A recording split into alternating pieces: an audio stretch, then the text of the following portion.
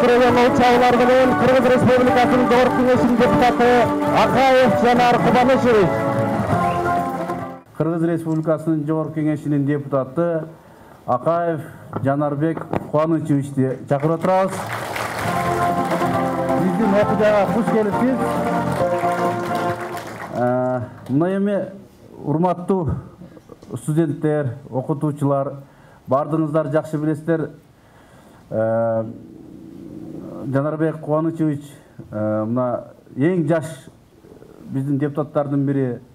Өзүнүн активдүүлүгү менен, өзүнүн тайманбай баягы бардык маселелерди түз айтканы менен кыргыз элине таанылып, жаш болсо дагы баягы өзүнүн жаштарга, өзүнөн даже улууларга бир канча өзүнүн жакшы сапаттары менен элге кызмат кылып келатат. Мына бүгүн сиздердин астыңыздарда өзүнүн түз сиздер менен баарлашканы келип отурат. Ушу биз чакырдык эле, биринчиден ушу биздин чакыруубузга көңүл буруп, ушул убактысын бөлүп келген үчүн мына башынан биздин ушул сиздердин атыңыздардан ыраазычылык билдирип, анда сөздү мен Жогорку Кеңештин депутаты Акаев Жанарбек Кубанычевичке берем.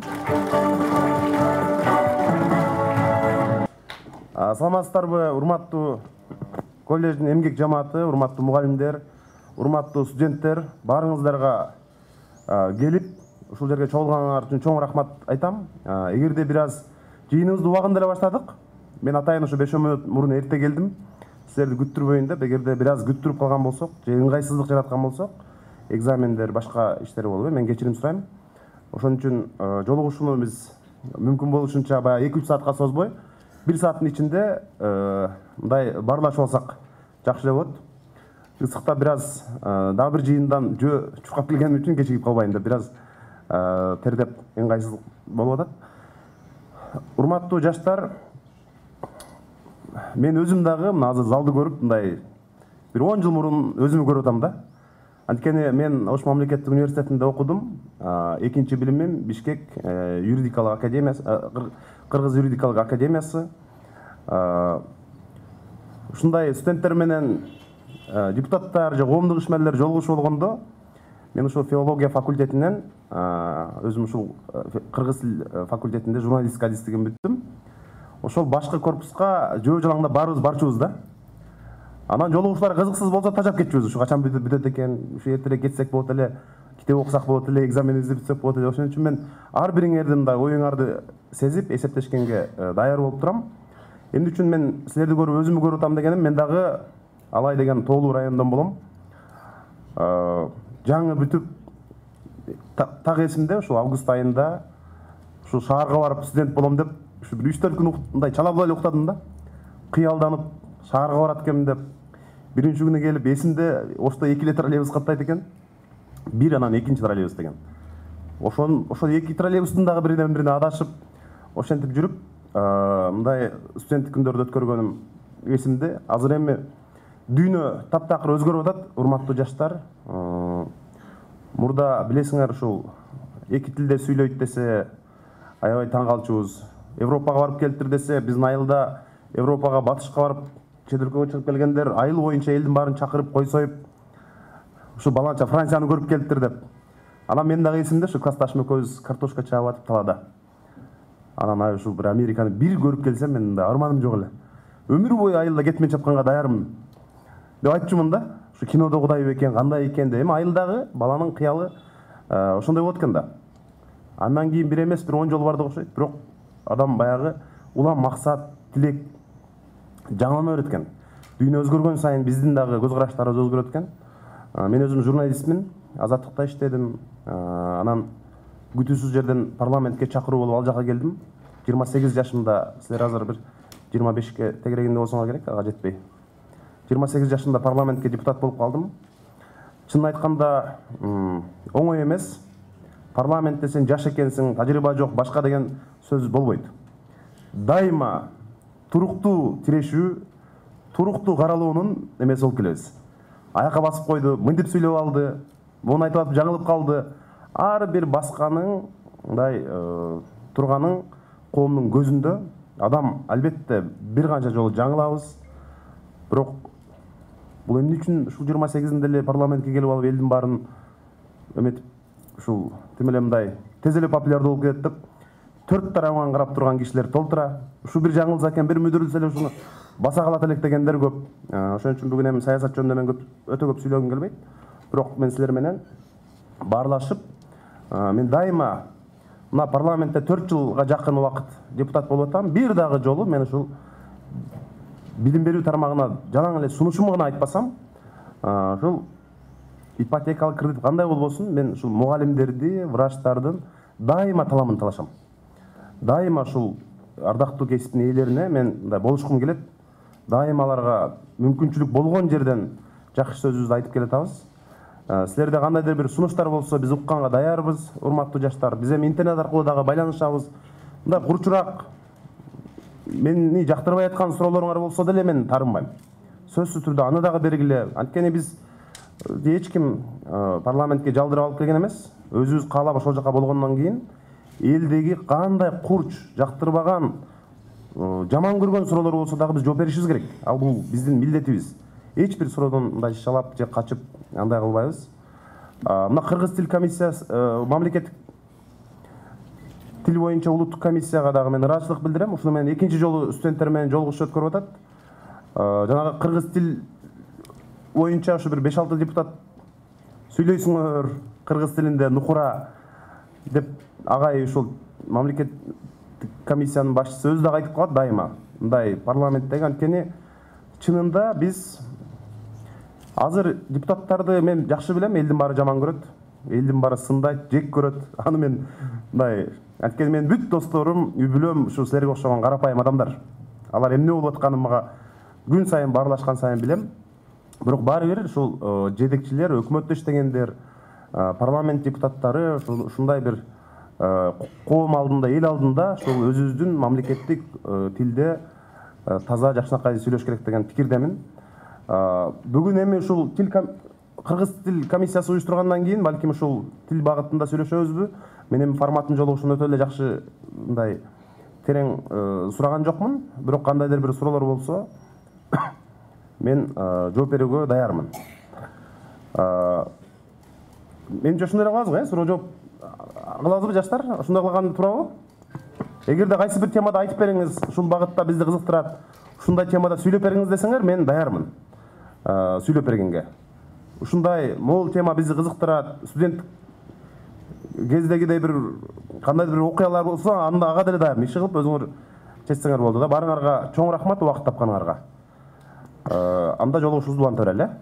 Саламатсызбы, Жанар Акаевич. Биз сизди өтө эле ашыккан жана дашыккан Азаттык радиосунун журналисти катары деп таанып билебиз. Жана ошондой эле 2015-жылдагы Кыргыз Республикасынын президентине караштуу маалымат катчысы катары да таанып билебиз. Андан кийинки учурда азыр эл өкүлү болуп жатып, кызмат кылып жаткан мезгилиңиз, андыктан сизге салтка айланып кеткен суроодон узатайын. Сиз өзүңүздүн ой пикириңизде кандай деп ойлойсуз? Азаттык радиосу өткөндө эле жакында журналисттери 6 сааттын ичинде эле орган тарап кыла албаган нерсени 6 сааттын ичинде иликтеп, жиликтеп таштады деп атышат. Ошого сиздин Райым миллион аттуу чиновникке сиздин сын ой пикириңиз кандай? Азаттык мен өзүм дагы иштегем, мен өзүм дагы ошондой журналисттик иликтөөлөрдү жасагам. Буга чейин мындай болду да.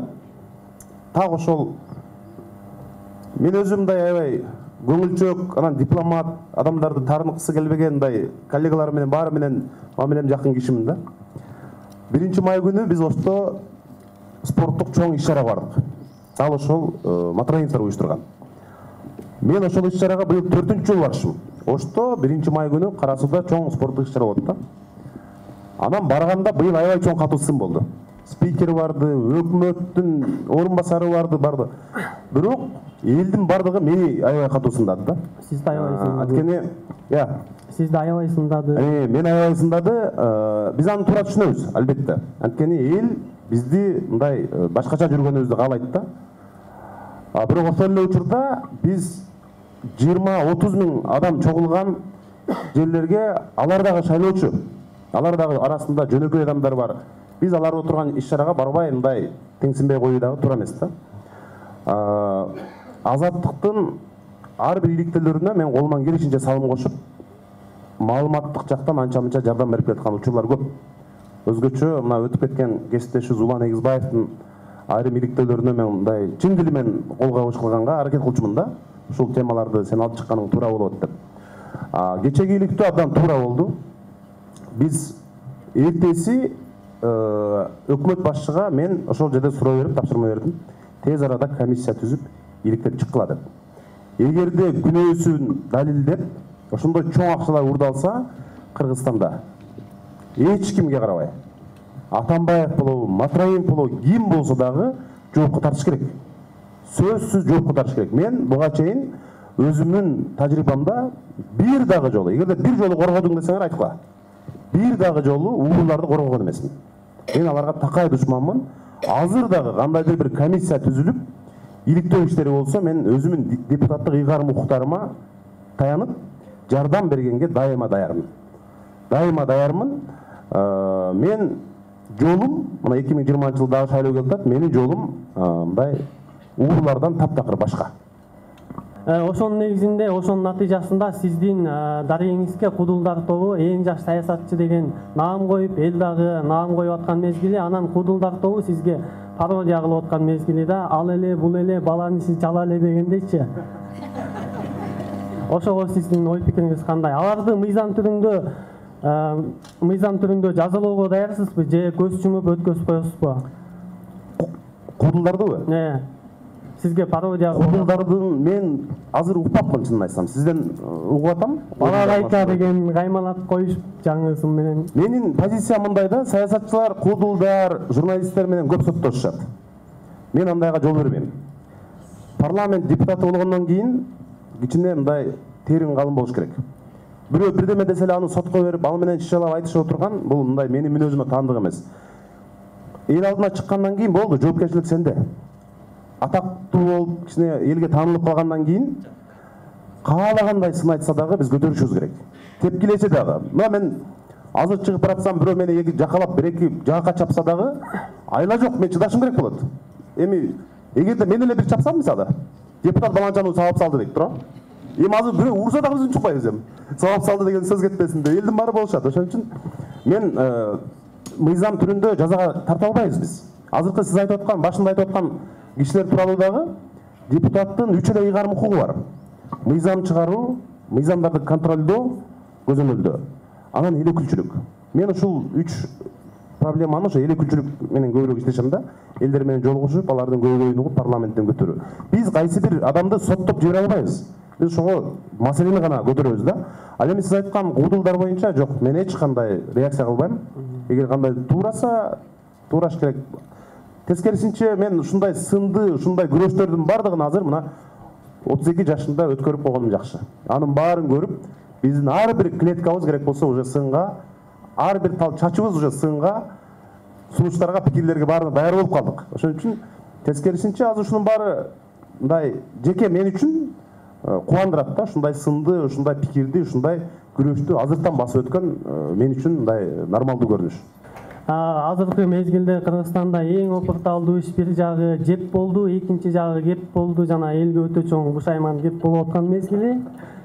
Анан сиз Рыскелди Чыныбекович жана Элвира Сурабалдиева, Жанар Акаев сиздер өтө бир чоң жаштар үчүн сол жагына эмес, оң жагына жол көрсөтүп жатканыңыздар үчүн биз өтө чоң кубанычтабыз.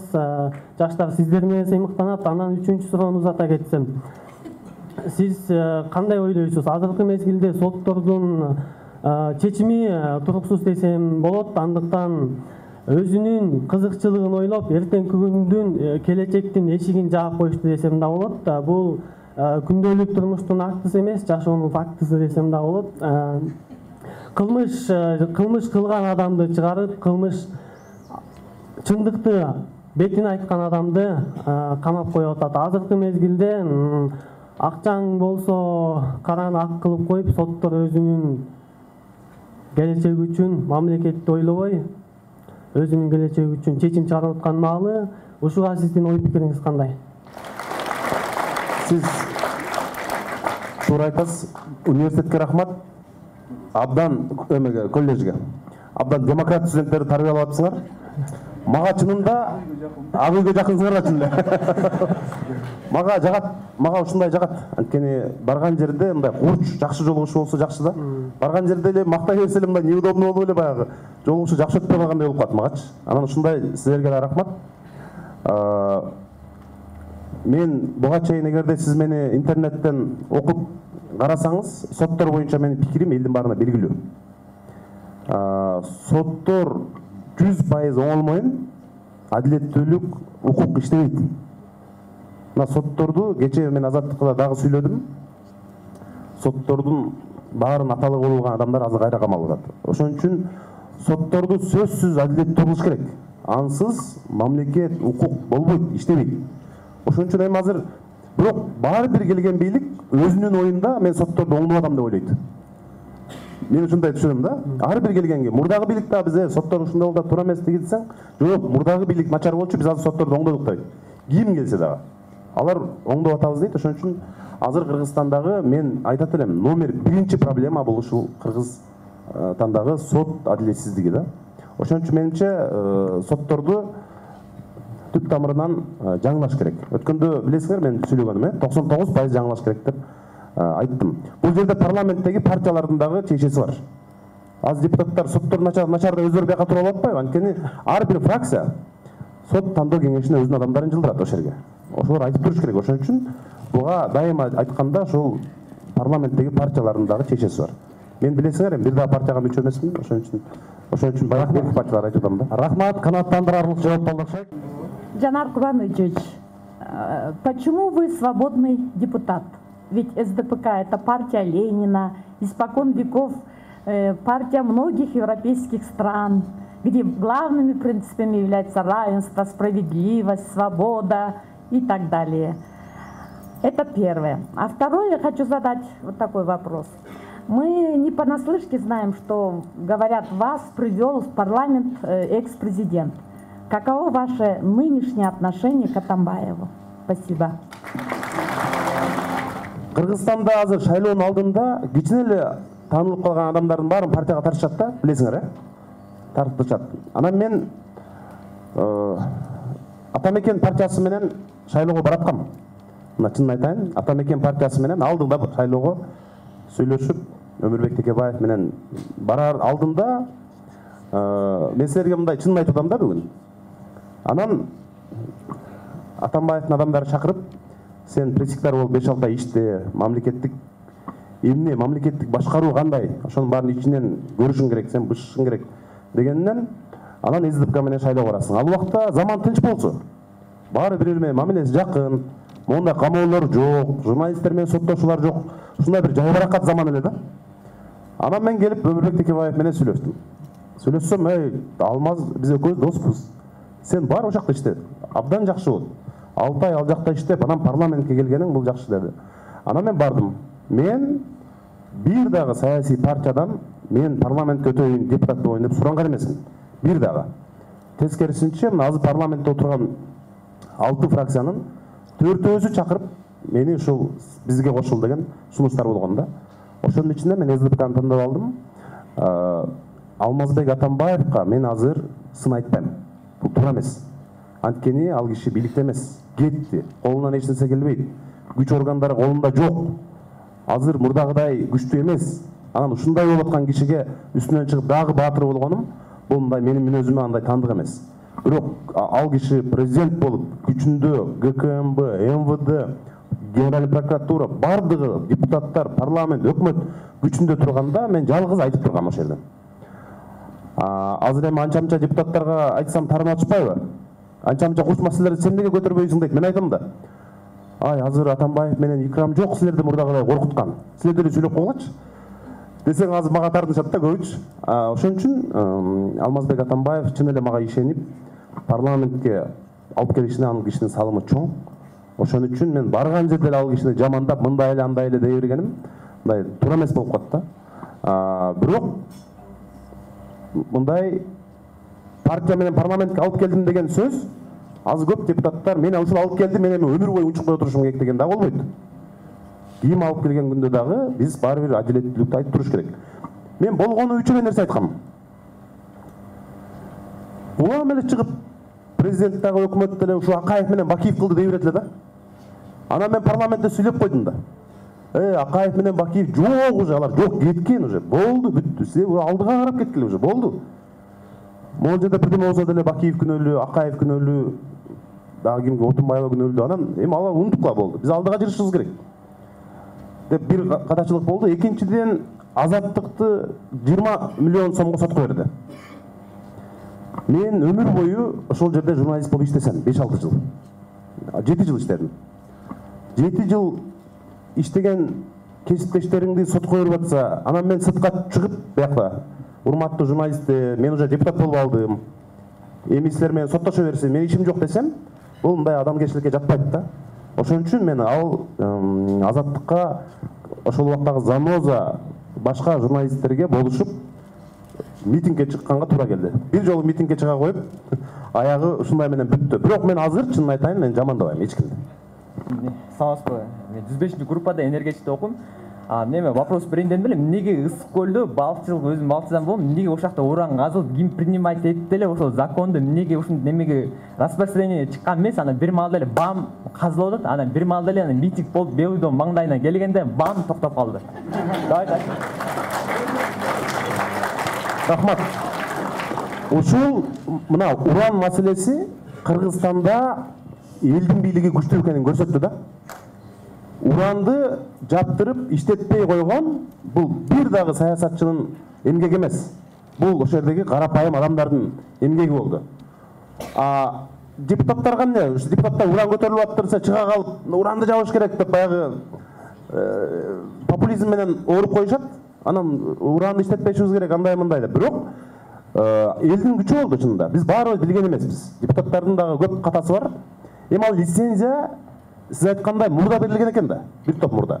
Бирок азыр уран маселесин кайра козгобой эле коелу, анткени тема бүттү, чекит коюлду, мындан ары иштебейт деген чечим кабыл алынды. Парламент, өкмөт, президент бардыгы баш тартуу боюнча бир чечимге келишти. Мына адамдардын, элдин мындай күчү. Эгерде митингдер болуп ошол жерде айтылбаса, мындай маселе козголмок эмес да. Ошон үчүн бул мына элдин бийлиги Кыргызстанда. Бул урматтуу жаштар, силер азыр көп нерсеге нааразы болосуңар, андай дейсиңер, бирок Борбор Азияда салыштырмалуу Кыргызстан Кудайга шүгүр десек болот. Эркин өлкөбүз. Университетте отуруп алып саясатты сүйлөшүп атабыз. Ушуну Казакстан, Өзбекстан же Түркмөнстан карап көргүлөчү. Мүмкүн эмес. Биз ошон үчүн мындай жакшы жакка умтулушубуз керек. Мен ушундайды тескерисинче колдойм, муну дагы күчөтүшүбүз керек. Ошон үчүн элдин бийлиги күчтүү экенин кече уран маселесинде көргөзүп койду. Рахмат. Саламатсызбы, урматтуу Жанар Акаев. Алгач өзүм тааныштыра кетсем, өзүм учурда Жусуп Баласаган атындагы Кыргыз Улуттук университетинде журналистика факультетинин 2-курстун студенти болом. Сизге бери турчу суроом төмөндөгүчө. Азыркы учурда журналисттердин коомдогу орду кандай? Деги эле мисалы үчүн журналистиканы айтып кетебиз да, журналистика бул коомдун 4-күнчү бийлиги деп атайбыз. Бирок азыркы баам салып көрсөк, көбүнчө эле журналистикалык тармак же болбосо журналистика кесиби саясаттын куралы катары пайдаланып калды десек болот да. Анан бул биринчи суроо. Өзүңүздүн оюңузду айта кетсеңиз, ал эми экинчи суроо болсо, дал эле ошого кошумчалай кетсек, мамлекеттик бүгүнкү темабызга шайкеш келген ошол журналисттердин тили боюнча кыргыз тили. Анан журналисттер мисалга алганда маалыматты кандай жеткирсе, жаштар дагы жалпы коом ошондой кабыл алат да. Ошол дагы сиз эки тармакта тең, мисалы үчүн журналистика багытында дагы, саясатта дагы болуп калган өзүңүздүн ордуңуз бар да, ошого кандай десем, оюңузду айтып кетсеңиз. Рахмат, чоң рахмат.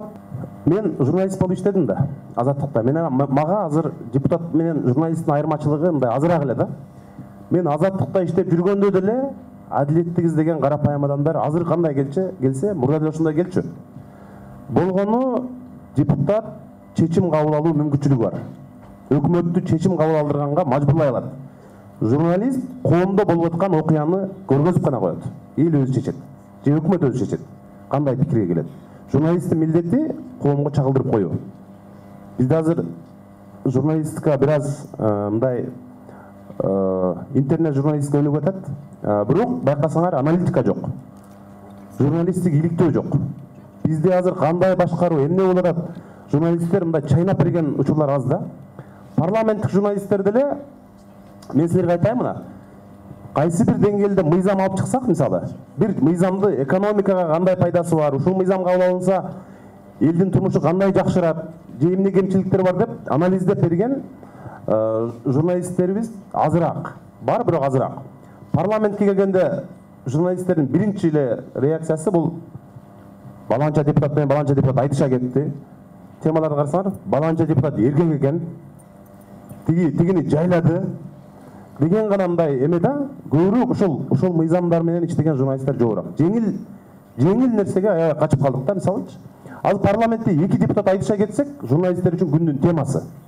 Ошол эле убакта ошол жерде талкууланып аткан мыйзам же бир өзөктүү маселе экинчи орунга калып келет да. Ошон үчүн менин сунушум менен парламентте мыйзамдарды элге чайнап берген, адистерди окуталы, тарбиялайлы деген маселени көтөргөнүм ошондон. Бирок мен журналисттерди сындабайм. Журналисттерге эмне тема көбүрөөк окулса, ошону жазат. Журналисттерге депутаттар мындай жазылган, мындай жазылган эч ким айта албайт. Алар мындай өзү билиш керек. Тили боюнча айттыңыз, эми аны билбейм, бирок мына азыр гезиттер боюнча гезиттердин тиражы улам түшүп атат азыр. Керек болсо Америкада карасаңар, New York Times, Washington Post деген гезиттердин саны жылдан жылга миңдеп түшүп, интернет журналистикага барып өтүп атат. Журналисттер үчүн азыр абдан атаандаштык жаралган мезгил. Азыр любой жаран журналист. Бир жаңылыкты мурда гезиттен же сайттан же телевидениеден көрсөк, азыр Facebooктан карап атпайбыз, туурабы? Же Instagramдан. Азыр телефону бар ар бир кыргызстандык журналист. Кайсы жерде мыйзамсыз окуя болсо чыгарып берет адамдарчы. Азыр эч нерсени жашыра албай калдым. Анан журналисттерге талап дагы жаңыланды. Мультимедиа журналистика пайда болду. Мурда жөн эле сүйлөсөң, азыр сүйлөп, өзүң тартып, өзүң монтаждап, өзүң алып баруучу болуп, өзүң мындай радиого дагы, телевидение барына ылайыктуу журналист болбосоң, мындай жумуш табуу кыйын заман болуп калды да. Менин оюм ушундай. Кошумчага кетсем, азыркы учурда жалпы жаштардын негизи жаш журналисттер мисалы үчүн окууга, журналистик мектептерге муктаж да. Ошондой эле мисалы үчүн аналитикалык журналистика бөлүмү чындыгында эле ар бир окуу жайларда мисалга алганда басымдагы төмөн, анан окутулбайт дагы, көбүнчө үстүртөдөн эле да, теория багытында эле окутулат. Анан сизге мындай сунушум бар да, ошол өзүңүздүн мисалы үчүн сизди жаштар, кандай десем, мен өзүм сизди мына журналистика тармагына келишим эмес, сизди себепчи болгонсуз деп айтсам болот. Себеп дегенде ошол кичинемден бери эле ошол сиздин азаттыкта иштеп жүргөндө ошол Жанар Акаевдай журналист болсом деп тиленчимин да. Анан ошол кечээ ошол постумду Инстаграмга жазган болчумун, кокустуктан окуп калып, анан бүгүн жолугушту күнү буйруптур, аябай кубанычтамын. Анан өзүңүздүн мектебиңизди ачсаңыз кандай болот эле журналисттерге, жаш журналисттерге? Рахмат. Бул саясатка кирип алгандан кийин аябай чектейт экен да, мисалы. Мен азыр ачсам, калыстык маселесинде мындай ой пайда болушу мүмкүн да. Анткени азыр ар бир саясатчы, ар бир партия өзүнүн телеканалын, өзүнүн интернет сайтын ачып алды. Ошондой шартта мен сизге, сиздин досторуңузга, сиздин группалаштарыңызга кайсыл жерге чакырсаңыз дагы барып, өзүмдүн тажрыйбам менен бөлүшкөнгө даярмын. Же чогуу эришип келсеңер. Ак үйгө эң мындай көп келет жаштар. Очкордон келет, Ат башыдан келет, Лейлектен келет. Биз баарына эшик ачык. Баарына жооп беребиз, интернет аркылуу иштешебиз. Эгерде силерде сунуш болсо, мен мындай даярмын да, окутканга жөн эле. Бирок өзүмдүн мектебимди ачсам болбойт, анткени менин дагы саясий кызыкчылыгым бар. Баарыңарды эметсем, анда мен өзүмө карата мындай ойду түздөгөнгө аракет кылып калышым мүмкүн да. Ошон үчүн бул жерде дагы калыстык болуш керек. Мен өзүмдүн тажрыйбам менен гана бөлүшкөнгө даярмын. Бирок журналисттерди дагы кээ бир мен байкап жүрөм акыркы күндөрү. Биз эми бая журналист болуп жүрүп, анан саясатка барса болот экен дегенди баарына мындай көрсөтүп койгон үчүн көп журналисттер макала жасаганда, иликтөө кылганда ушул өзүн аябай көрсөткүсү келет да. Бир чиновникти басынтуу аркылуу өзүн жогору коюп, мындай суроолор менен, ошо бир чиновникти, депутатты менен мазактоо аркылуу ошо журналист өзүн баатыр көргөзөт. Мына көрдүңөрбү мени дегендей дагы мындай бир өзүнчө бир мода пайда болду. Андай болбош керек. Журналист эл ошол маселени, проблеманы көргүсү келет. А журналист эмес, мисалычы. Ошол жагын алганда журналисттер азыр только мындай журналистика келгенде эле ошо же мындай бир эриниске жазып болом, же Ассол Молдахматов болом, анан экрандан чыгышым керек дейт да. Журналист казып иштеш керек, окуш керек. Ошондон качан өзү популярдуу болуп, анын макалаларын эл издеп окуп калган учурга келгенин өзү сезбей калат да. Рахмат. Мен өзүмчө жооп берем. Кол чабуулар болсун достор. Саламатсызбы агай? Менин бере турган суроом ушул мамлекеттик тил боюнча. Биз бардыгыбыз билебиз, биздин эне тилибиз манас бабабыз сүйлөгөн, токтогул атабыз ырдаган тил. Анан бүгүнкү күндөгү абалын бардыгыбыз мойнубузга алышыбыз керек. Айта турган нерсе ушул ар бир жаңы жаш үй бүлөнүн төрөлгөн баласы кыргызча тили чыкса, бул бизге жаңылык болушу мүмкүн. Жана ошондой эле көчөдөгү көрнөк жарнактарыбыздын абалы чындыгында мышык ыйлоочудай эле абалда. Тилди негизи биз бардыгыбыз эле түзүлөп, анан туура жазып, туура сүйлөсөк эле өнүкпөйт. Ошол учурда буга бир мамлекеттик деңгээлдеги же бир депутаттын иши эмес. Бардыгыбыз ошол тилге өзүбүздүн салымыбызды кошушубуз керек. Анан мендин суроом ошол тилди өнүктүрүү боюнча сиздин кандай ойлоруңуз бар? Жана ошондой эле бүгүнкү күндөгү тилибиздин абалы боюнча кандай ойдосуз? Сиздин айткан маселеңиз абдан туура, курч, актуалдуу. Бирок мен көп жаштар менен жолукканда кыргыз тилибиз жоголуп баратат, жок болуп кетүү коркунучунда дегенде кейиген жаштарга мен кошулбайм. Кантип эле мындай биздин жоголуп эч качан жоголбойт. Эми баарыбыз сүйлөп атпайбыз, сүйлөшүп атабыз, иш кагаздарыбыз. Ар кимдин өзүнүн мамилесинен, бирок биз системдүү да карашыбыз керек. Мына Бишкектин өзүндө эле кыргыз тилдүү мектептер абдан аз. Биздин балабыз деле, мисалы, менин балдарым деле ушул бала бакчага үйүбүздүн жанында да берип коюп, мисалы. Орусча сүйлөп, абдан мындай улуттуу маселе да булчу. Анан кайрадан чыгарып кыргызчага берип, ушинтип орус, кыргыз. Эми менин пикиримде ошо көп тилде сүйлөгөн жаштардын мууну пайда болсо деген эле ой да, ошо англисче, орусча, кыргызча сүйлөп. Бирок албетте өзүбүздүн тилибизди билишибиз керек. Мына мамлекеттик комиссия бар, бул жерде ошол көрнөк жарнактарга булар көңүл бурушу керек да, сөзсүз. Бирок бизде ошол атка минерлер жана жетекчилердин кыргыз тилинде сүйлөгөн тили абдан чоркок. Мисалы, бири-бирибизди уважать деп сүйлөшөт го мындай.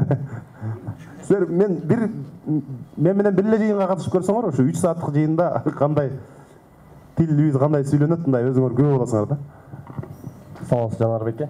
Менде суроо бар эле, жаңы өзүңүз айтып калдыңыз. Бала бакча анан кийин кандай болот деп. Мен чындык деп жанган өмүр деген Улан Эгизбаевдин китебин окуп жатып, анын өзү блог жазыптыр, пост. Азыр биз балдарыбызды орусча садикке берип жатабыз. Анан биз кайра 11-класста мамлекеттик тил боюнча сурайбыз депчи. Ошонусу кандай болуп калат дейт да, мисалы.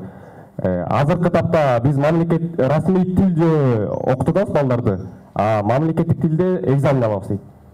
Азыркы ошонун орду кандай кыргыз тилинин? Биз расмий тилге барышыбыз керекпи же мамлекеттик тилде сүйлөшүбүз керекпи?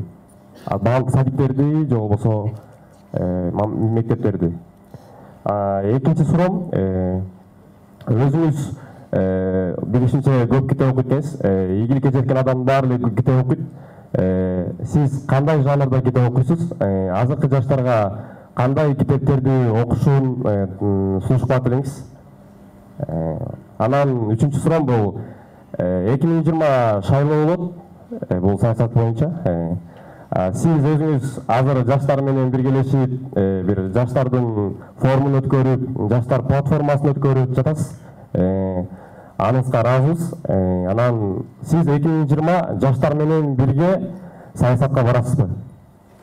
Чоң шайлоого. Мени кубандырганы азыр жаштар мындай кадимкидей саясат, мамлекеттик башкаруу, жарандык коом жөнүндө жаштардын ойлору тунук, анан мындай жетик болуп калганы бул абдан жакшы да. Биз мурда Ошто депутаттар келиптир десе бир 15 кишини даярдап коет эле. Анан 15 киши сүйлөйт, анан бизге сөз жетпей калып кетчүбүз да. Силерде чынын айтканда мындай эркин ой жүгүртүү, университеттин жетекчилиги менен кадимкидей камыр жумур эсептешүү бар экен да. Биз бүгүнкү жолугушуудан эч кандай саясат жасабайбыз, бирөөнү сындабайбыз, мындай өзүбүз менен жөн эле жаштарча баарлашуу, туурабы? Ошону түшүнүп алышыбыз керек. Анан биз бул жерде саясий бир өнөктүк баштаган жерибиз жок. Бирок суроо болгондон кийин айла жок жооп беришим керек. Анан мен мындай шайлоо программасы же андай жок да бүгүн. Мен чын жүрөгүмөн айтып атам силерге. Эч кандай андай жок. Мен силер менен болгону учурашуу. Тил боюнча мен жогоруда айтып өттүм. позициямды. Бул мамлекеттик тилди кыргызстандык жаштар билүү менен кошумча чет тилдерин билиш керек. Бул менин ошондой пикиримде. Китепти мен чынын айтсам азыр мындай телефондор, гаджеттер пайда болгондон кийин мен деле мурдагыдай китеп окуй албайм азыр. Мындай карасаң эле тырың дейт, анан карасаң дагы бирөө жазат, анан ал менен ушинтип кирип кетип атып эле. Мен кадимки силерде бар проблема менде да бар. Инстаграмга кирип кетмей, Фейсбукка кирип кетмей. Анан бирок азыр мугалимдер үчүн дагы чоң атаандаштык, чоң түйшүк пайда болду да. Жаштар керелден кечке бул жактан түрдүү маалыматтарды алышат. Каалагандай эмелерди анан ошол ушудан алаксытып, силерди сабакка кызыктырыш дагы чоң искусство болуп калды да. Мен ушуну байкадым өткөндө Ош технологиялык университетине баргандачы. Мугалимдер сабак өтүп атат жана китептен эмеден. Жаштардын баары бияктан мындай тиги Мирбек Атабеков менен Анжеликаны карап отурат да.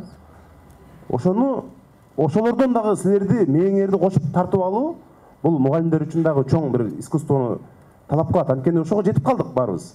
Эгерде сабак кызыксыз болсо болду, жаштар баягы Инстаграмга кетип калат. Мен сунуштай турган китептер эми көп. Мына азыр Кылычсыз самурай деген бир китеп которушуптур. Жаштар абдан мыкты китеп. Менин тилегим ушу толеранттуулук, сабырдуулук боюнча билим менен чечүү, сүйлөшүү жолу менен чече турганга тарбиялаган китептерди окусак жакшы болот эле.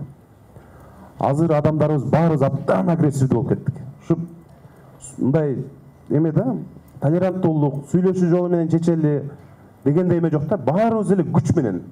Ушу күч менен мен сага көрсөтөм, шашпай тур, муштумга таянган мындай заман көбүрөөк болуп атат азырчы.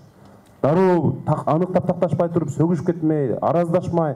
Ошого бир мен азыркы айткан Махатма Гандинин китебин, анан мен азыр өзүм көбүрөөк ошол дүйнөлүк лидерлер жөнүндө окуган учурум көп. Сынган кылыч, мисалы кыргыз тилинде абдан тилими байытам, жакшы сүйлөйм десеңер, ошол сыяктуу китептерди окусаңар болот да, өзүнүн эски тарыхый романдар. Азыр дагы бир суроо пайда болду сизге, ошол китеп боюнча да. Азыр Кыргызстанда Азиянын арыстандары ойгонду. Аны биздин байкелерибиз эле идея эмете атат, уюштуруп жазып атат. Азыр Кыргызстанда 43 айылда мындай ишке ашты десек болот. 68 ушундай миң китеп ачылды, китептер бар да айылдарга. Анан аны биздин азыркы жаштар идея айтты деле бар дегендей, азыр биздин жаштар, биздин өзүбүздүн коомдогу байкелерибиз аны уюштуруп атышат мындай. Анан муну Өзбек президенти Шавкат мырза ошол өзүнүн жыйынында айтыптыр, ар бирибиз 10дон болсо дагы китеп берели депчи. Сиз ошол бир адамдан бир китеп деген долбоор жүрүп атасыз Кыргызстанда. Ошону сиз азыр парламентке жеткирип, баардык Кыргызстандагы болгоп жүрүп жаткан райондорго, айылдарга уюштура аласызбы? Ушуну бир Кыргызстан деңгээлинде жүрүп аткан нерсени. Рахмат. Атыңыз ким? Бекболсун. Бекболсун, рахмат. Бул акцияга мен катыштым. Парламентке ошол акцияны уюштуруп аткандардын баарын чакырып, бир 30дан ашуун китеп бердим. Китеп берип, анын ичинде өзүбүздүн айылга дагы ошо салымым болсун деп, ошол акцияга катышып, жана бир адамдан бир китеп дегенби? Катышып, уюштуруучуларды парламентке чакырып, ошол жерде китептеримди тапшырып, видео кайрылуу кылып сүйлөп, буга мындай колуман келишинче салымымды коштум. Саламатсыз агай. Күндөн күнгө башка өлкөгө иштеп, жана башка өлкөнүн жарандыгын алып жаткан кыргыз бир туугандарыбыз өтө көбөйүп жатат. Ошо бир туугандарыбызды кандай жол менен өзүбүздүн мекенибизге чакырсак болот, ошого жооп берип коесузбу? Рахмат. Абдан татаал суроо да, чынын айтканда. Эң эле жооп бул биз кошумча ишканаларды ачышыбыз керек. Өндүрүш иштеш керек, завод, фабрикалар курулуш керек. Бирок бизде азыр ага жакынкы күндөрү бара албайбыз. Эми мен сизге азыр жакынкы күндөрү кайтарабыз деп койсом болот, бирок анда калп айтып койгон болом да. Азыр бизде бюджет дефицит. Мына билесиңер, мугалимдер менен врачтардын айлыгын 2-3 айда кармап бараң берилди. Бизде өнүгүүгө жок акча, бюджет дефицит менен чыгат, дайыма тартыштык. Анын үстүнө мына 2022ден баштап Кыргызстандын тышкы карыздарын төлөө маселеси келет. 2023 абдан күчөгөн маалына келет. Өзгөчө Кытайдын Эксим банкына, импорт-экспорт банкына болгон Кыргызстандын карыздарын төлөө маселеси башталат. 2023 жылдан баштап. Абдан мындай чоң өлчөмдө төлөө. Ошол сыяктуу маселелер бар, ошон үчүн менимче азырынча кайтаруу реалдуу эмес. Бирок баары биз аракеттерди кыла беришибиз керек. Саламатсызбы, мен 105 группадан болом. Жакында эле Орок айылында происшествие болду, конфликт. 15 үйдүн терезелерин сындырып жана бир баланы реанимацияга жиберди. Бирок Түгүлбай ал представитель Чуйской области, ал журналисттер кечигип келип место происшествия и журналисттердин бир бети жакпаган үчүн эле интервью бербей коюптур. Ошону сиз кантип түшүнөсүз? Мен абдан туура эмес кабыл алдым. Ал андай болбойт. Кыргызстанда баш мыйзамда жазылган. Адамдар биз Кыргызстандын жарандары улутубузга карабай, динибизге карабай, расабызга же бою кыска, бою кичине, чачы ак, чачы жашыл, сары эч адамдардын мындай кебетесине асылган, бул мыйзамда да жазылган. Андай болбойт. Негизи мен дагы көрдүм сиз айткан видеону, абдан капа болуп кабыл алдым. Анткени бул өтө чоң мындай мазактоо, анын үстүнө өкмөттү эң чоң облусту башкарган адамдар башкаларга үлгү болуш керек. Мени мындай гезиттердин көбү абдан жазды да, мисалы акмак деп жазды, башка деп жазды, ушундай бир сөздөр менен жазды, мисалычы. Бирок биз чыдашыбыз керек. Журналисттерге жооп бериш керек. Ал мамлекеттикпи, мамлекеттик эмеспи, ага карабаш керек. Бул абдан мындай туура эмес болуп калды. Менимче буга өкмөт башчы бир чара көрөт го деп ойлойм. Анткени мен мага бир 20дай коллега журналисттер кайрылды да ушул боюнча. Саламатсызбы? Урматтуу Жанар Кубанычевич. Бизден Кыргызстан айт 3 күн бар, айтыңыз барып болсун. Мен сизге сурам, Кыргызстанда совершеннолетияны 18 жаштан берилет азыр. Но бирок биз эл аркылуу угуп атабыз, ушу совершеннолетияны башка өлкөлөргө окшоп 21 жашка жылдырабыз деп. Мен ачык айтам, мен ушуга каршымын. Анткени биз мисалы шайлоо бергенге да жолубуз ачылбай, мисалы жолубуз ачылгандай тажрыйба ала албай калабыз да. Ошого парламентте өз оюңуз кандай болот? Кандай чечимдер кабыл алынат? Мен укпаптырмын, ушуну ким бирөө көтөрүп атабы же законго киргизебиз деп маселе болуп атабы? Биз элден угуп атабыз да, эл аркылуу. Ушундай ушакпы же билбейм. Жок, бизде жогорку кеңеште мындай каралган эмес, бул мүмкүн эмес. Анткени бул баш конституцияда жазылган да, 18 жаш депчи. Ошон үчүн 21ге жылбайт, ага кабатыр болбоңуз. Эгер ошондой маселе болсо, мен сиз тарапта болом. Сиздин айтканыңызды сөзсүз парламентте көтөрөм мен. Ошентип коюлу. Ага жол бербешибиз керек, сиз туура айтасыз. Кайли 21 жашка жылып кетпейби аңгайра? Депутат болууга 21 жаштан деген жазылган. 21 жаштан депутат болууга жогорку кеңешке. Ага уже жетет да жашыңыз, Саламатсызбы? Мен сизге кайрылуумдун себеби, сизге мындай суроо берейин дегем да.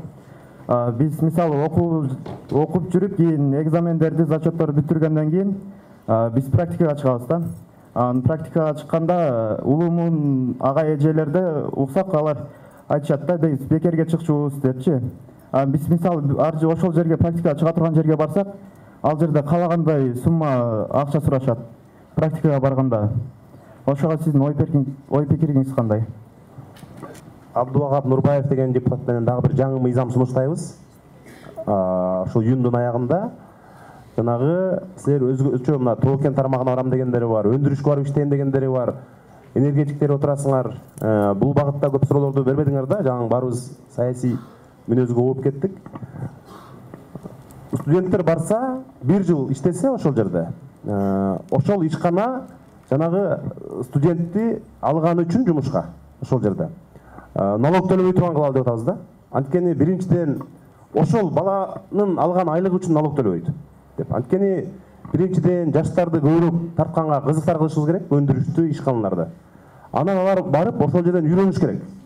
Токен, өндүрүш, бардык маселелер боюнчачы. Ошол эптеп биз жаштарды азыр көбүрөөк ишканалар тартса, ошол адамды алып иштетип аткан үчүн ишкананын ээсин салыктан бошотушубуз керек. Ошондо жаштарга көбүрөөк мүмкүнчүлүк ачат, анан көбүрөөк чакырып калат, и жаштар дагы башка жака кетпей ошол жерде иштегенге Бул эми бардык массалык түрдө жаштарга эмес, бирок барып иштейм дегендерге мүмкүнчүлүк түзүп беребиз да. Практика боюнча мен билбейт экенмин, акча боюнча дагы айттыңыз, анан менимче андай болбош керек. Силер барган жерден мындай кубануу менен кабыл алып, силерди үйрөтүп, анан чыгарыш керек да. Мисалы бизге мага деле ошо 2 ай, 3 ай сайын келип, жаштар анча-мынчалап практикадан өтөбүз, сизден үйрөнүп кетели дегендерге биздин жолубуз ачык. Болгону гана мындай орун чектелүү болуп, жана кезек күтүп калышат. Бирок биз мындай үйрөтүп, колубуздан эмне келсе бергенге мындай даярбыз да. Сиздердин атыңыздардан бир мындай суроо иретинде Жанар мырзага айрылып кетсем, мына жаш кезиңизде ушундай ийгиликке жетип, жаштардын атынан өлкөнүн эң чоң башкаруу органында отурасыз. Ушунун баягы ийгиликтин мындай жатканда секреттерине дегендей, ушуга жетиш үчүн эмне кылыш керек экен, кандай иштеш керек экен, кандай өзүн алып жүрүш керек экен, адам ресурсун кандай өнүктүрүш керек экен, ошо бир 2 сөз менен токтолуп кетсеңиз, анткени урматтуу Жанар мырза, ушул жерде отурган жаштардын бардыгы келечекте өзүлөрү бардыгы бир бийиктикке жетсем экен, кыргыз элине кызмат кылсам экен деген асыл ниеттери бар. Ошону сиз өзүңүздүн баягы турмушуңузда өткөзгөн бир эме менен кыска түшүндүрүп айтып кетсеңиз, анан жыйынтыктап берсеңиз. Агайга сизге дагы чоң рахмат. Ушундай бир эркин ойлонгон жакшы студенттери бар, куттуу окуу жай экен. Силерге менен иштешкенге, колуман келишинче көмөк көрсөткөнгө эгерде пайдам тие турган болсо, дайыма даярмын. Мен эми көп жакка чакырышат жанагындай темада. Бирок мен ошол темада барбайм. Жөн эле жаштар менен жолугушту десе, дайыма келем. Анан жанагы ийгилик сырларыңыз менен бөлүшүңүз деген немеге бара албайм да көбүнчө. Анткени адамдарга чыгып алып, мен ийгиликтүүмүн, мына мендей болгула дештен мындай аябай уялам.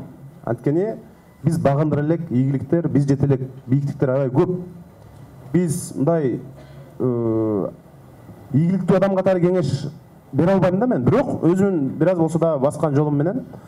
Эми урматтуу жаштар, мен мисалы окуп жүргөндө коомдук иштерге активдүү катыштым.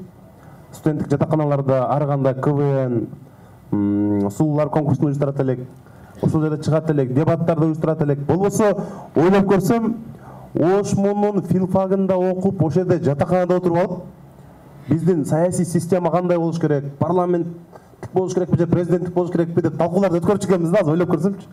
Аны ким угат, эмеси жок, бирок кызыктуу болчу. Эсимде да ушу конституцияны өзгөртүш керекпи, өзгөртпөш керекпи деп алып дебаттарды уюштурат элек. Бирок ошонун баары пайда экен. Коомдук иштерге көбүрөөк катыштым мен. Өзүмө чоң келген бир 2 костюм шумум бар эле, ошону кийип алып, жаман бир папкам бар эле.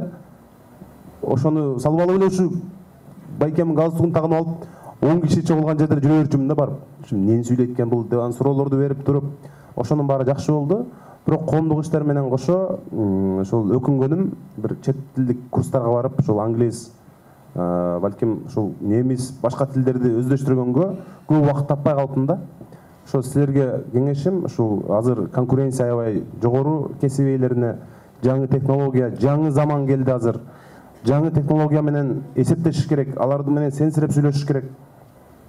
Ошондой болсоңор жакшы болот эле. Коомдук иштерге катышканыңар жакшы. Саясатты билип азыркындай сүйлөгөнүңөр дагы жакшы, бирок бул жетишсиз. Мындан ары сүйлөп эле койгон эмес, жаратман адамдардын заманы болот. Бирдеме жасаган, бирдеме жараткан, бирдеме курган адамдардын. Мурда ошол эле саясатчылар биз жакшы сүйлөсө, баалап ошолорду көмүртүпчүбүз. Азыр жаштар бирдеме жасап аткан, бирөөлөргө иш түзүп берген, мамлекетке налог төлөгөн, жаңы бирдеме жаратып аткан адамдар, ошондой жаштар мода болот. Кече Тилек Токтогазиев деген баланы биз министр болосуң деп түртүп, элдин баары колдоп, ошондой болбодубу? Ошол теплицаларды жаратып, 100гө жакын адамга иш берип, мамлекетке салык төлөп атат. Силер ошондой жаштардан болсоңор, мындай келечекке даңгыр жол ачылат деп ойлойм да. Мурдагыдай сындап сүйлөп коймой заман өттү. Мындан ары баарыбыз бирдеме жасашыбыз керек. жок дегенде өлкөгө ушу иш орундарын түзүп мындай бир жардамдар беришиңиз керек да. Баарыңарга чоң рахмат. Баракелде, кол чабуулар болсун. Урматтуу Жанар мырза, өзүңүздү кызыктырган курч суроолор болсо же өзүңүздү канааттандырган кызыктуу деп тапкан суроо берген студенттерге колуңуздагы китептерди тапшырсаңыз болот. 10 адамга чейин тандыганга мүмкүнчүлүгүңүз бар. Рахмат. Мен эми баарыңарды капа кылгым келбейт. Оюм колуман келсе баарыңарга эле мындай бирдеме бергим келет. Бирок мен азыр китеп бергениңиз жакшы. Силерге дагы кыска убактыңар болсо бирдеме айтып коеюн. Депутат десе элдин баары жанагындай акча берет, ооз ачырат, мындай тыйын таратат деп түшүнгөндөр көп да. Бирок парламентте жанагы азыркы депутаттардын 80% бизнесмендер.